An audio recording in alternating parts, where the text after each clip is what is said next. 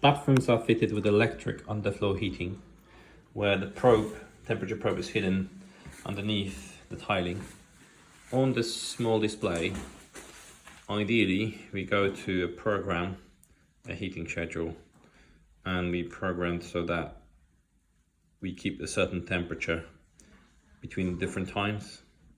So wake at 6 a.m. and keep the temperature to 8 at 20 degrees. And then later on 25 degrees from 5 to 11 p.m.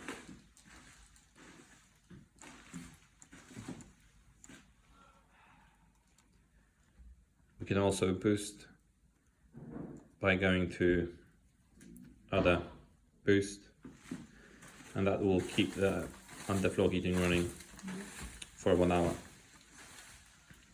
Or we can press a comfort, which will override auto schedule, and the underfloor heating will work continuously to meet our desired temperature of 21 degrees for a time of 4 hours, after which it will switch back on to a normal schedule mode.